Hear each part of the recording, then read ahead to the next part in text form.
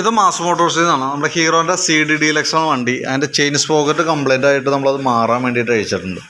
അപ്പോൾ ചെയിൻ സ്പോക്കറ്റും മാറ്റുമ്പോൾ നമുക്ക് 2 സ്പോക്കറ്റും ചെയിനും കൂടിയിട്ടാണ് മാറണേ.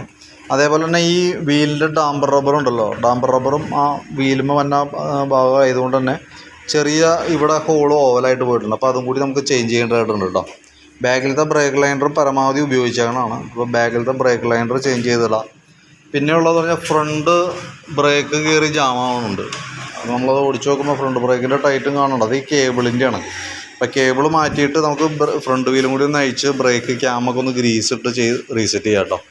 പറഞ്ഞാൽ അപ്പോൾ അത് സ്മൂത്തായിട്ട് ഫ്രണ്ട് ബ്രേക്കിൻ്റെ കേസ് വർക്കിംഗ് ആയിക്കോളും. മെയിനായിട്ട് അതാണ് നമുക്കിപ്പോൾ ചെയ്യുന്ന വർക്ക്. പിന്നെ അതിൻ്റെ ഈ സൈഡിൽ ചെറുതായിട്ട് ഈ സൈഡ് എന്തോ ചെരിഞ്ഞിട്ട് ഈ സൈഡ് പോയിട്ട് ഇവിടെ ടച്ചായി കൊണ്ടിരിക്കുന്നുണ്ട്. അപ്പോൾ അത് നമ്മളൊന്ന് വലിച്ച് ക്ലിയർ ചെയ്ത് വെച്ചേക്കാം. ഗ്യാപ്പാക്കി വെച്ചേക്കാം. ഒട്ടും ഡിസ്റ്റൻസ് ഗ്യാപ്പ് ഇല്ല അതിനകത്ത്. അതുകൊണ്ടാണ് ആ പ്രോബ്ലം വരാം. നമ്മളതിൻ്റെ എൻജിൻ ഓയിലിൻ്റെ ഭാഗം കൂടി ഒന്ന് ചെക്ക് ചെയ്ത് നോക്കണുണ്ട്. ഇതിനകത്ത് നോക്കുമ്പോൾ ഓയിൽ ലെവൽ ഇതിനകത്ത് കാണുന്നില്ല നമുക്ക്. അപ്പോൾ ഞാനൊന്ന് ഊറ്റി നോക്കാം എത്രത്തോളം ഉണ്ടെന്നുള്ള ദിവസം. അതിനകത്തേക്ക് ഓയിൽ ഒഴിക്കണതാണോ മെച്ചം, ഇനി അതല്ല ഓയിൽ മാറണതാണോ അല്ലെന്നുള്ള ദിവസം നോക്കാം കേട്ടോ. കാരണം അപ്പോൾ നമ്മൾ നോക്കുമ്പോൾ സ്റ്റിക്കിനകത്ത് ഒന്നുമില്ല. അപ്പോൾ അതൊന്ന് ഊറ്റിയിട്ട് അതിൻ്റെ കണ്ടീഷൻ കൂടി നമുക്ക് നോക്കാം. ഒന്ന് പതുക്കെ ഇങ്ങോട്ടേക്കും ചരിച്ച്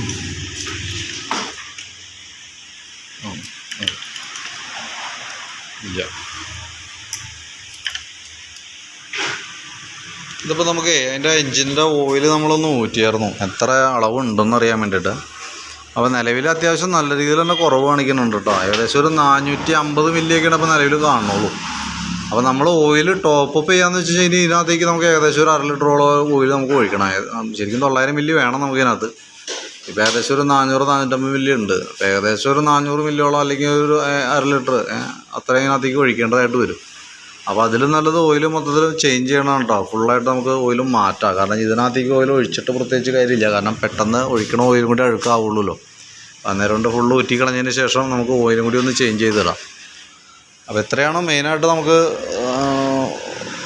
പറഞ്ഞേക്കുന്നത് ചെയിൻ സ്പോക്കറ്റിൻ്റെ കേസാണ്. എങ്കിൽ കൂടി നമ്മൾ ഫ്രണ്ട് ബ്രേക്കിൻ്റെ കേസ് ഓയിൽ ലെവലൊക്കെ ജസ്റ്റ് കൂട്ടത്തിൽ കൂടെ ഒന്ന് ചെക്ക് ചെയ്തതാണ് കേട്ടോ. അപ്പോൾ നമുക്ക് കൈയോടെ അതും കൂടി ഒന്ന് ചെയ്തു പോകണതാണ് നല്ലത്. കാണുന്ന കംപ്ലൈൻറ്റ് കൈയോടെ തീർത്ത് പോകണമെങ്കിൽ അതായത് കുറേ കൂടി ബെറ്റർ കേട്ടോ. അപ്പോൾ ഞാനതിൻ്റെ engine oil, chain sprocket, wheel rubber, brake shoe, ഫ്രണ്ടിലത്തെ ബ്രേക്കിൻ്റെ കേബിള് ഇത്രയും ഭാഗം ഉൾപ്പെടുത്തിക്കൊണ്ടുള്ളൊരു എസ്റ്റിമേറ്റ് നോക്കിയിട്ട് അതിൻ്റെ ഡീറ്റെയിൽസ് ഒന്ന് വാട്സപ്പിലേക്ക് ഇടാം. അപ്പോൾ വീഡിയോ ഒന്ന് കണ്ടു കഴിയുമ്പോൾ നോക്കിയിട്ടൊന്ന് റിപ്ലൈ ഇടണം കേട്ടോ. കാരണം ഇനിയിപ്പോൾ എന്തെങ്കിലും നാളെ രാവിലെയാണ് വണ്ടി ബാക്കി സെറ്റിങ് നടങ്ങുള്ളൂ. അപ്പോഴത്തേക്കൊന്ന് റിപ്ലൈ കിട്ടിയാൽ മതി. ഓക്കെ.